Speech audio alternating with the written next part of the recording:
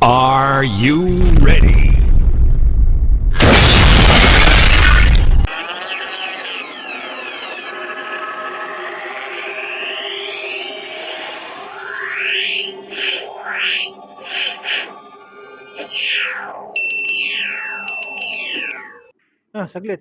Saglit. Andito pa ang Kuya Cholo. Eto, swerte natin, nandito pa siya. Oh, Kuya Cholo, gabing-gabi na, Oh. bakit nandito ka pa sa bilyaran? Pauwi na sana ako, kaya lang nag-iisip ako ng tricks na gagawin na ipapakita sa mga katumbukan. Magandang balita yan, Kuya Cholo. Napakahirap pala gumawa ng tricks. Mahirap talaga. Oo. Napakahirap. Pero may naisip na ako. So, ito na. Sige, patingin na, pasilip nga ng mga tricks na yan na gagawin mo. Napakaswerte natin mga katumbukers, inabutan pa natin sa bilyaran si Kuya Cholo, gabing-gabi na. Gusto ko lang sana mag-practice ng konti eh. Pero ito, pakikitaan pa niya tayo ng tricks. Maganda to. Meron na naman tayong mapupulot na kahit konting aral dito sa tricks na to. Na pwede nyo ipakita sa mga friends nyo, family, ganyan. Pag nasa bilyaran kayo. Magagamit nyo to mga katumbukers. Ayan. Nakikita nyo naman talagang ito. Sineset up ni Kuya Cholo ang mga bola.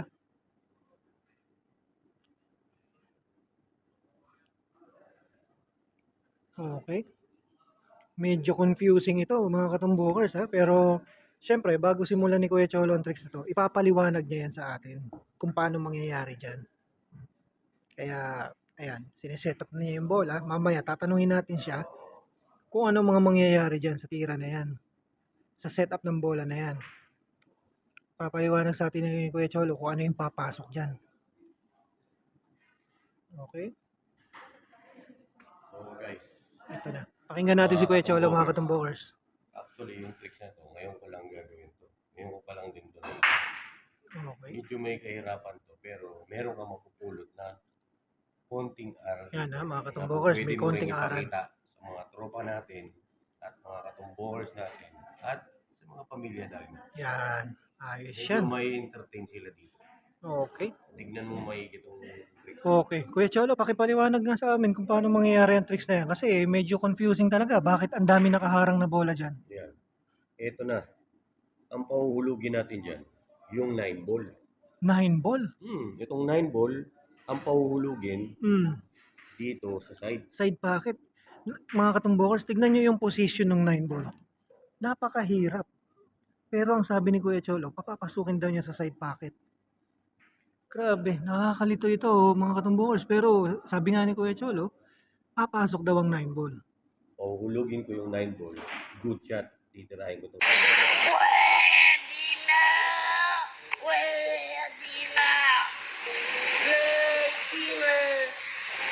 Bago natin umpisahan yung video na to, paki-like muna at paki-subscribe na rin yung channel natin.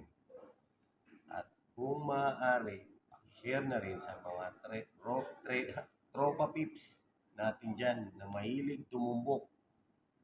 So guys, wag niyong kalilimutang i-share and like and follow yung channel natin.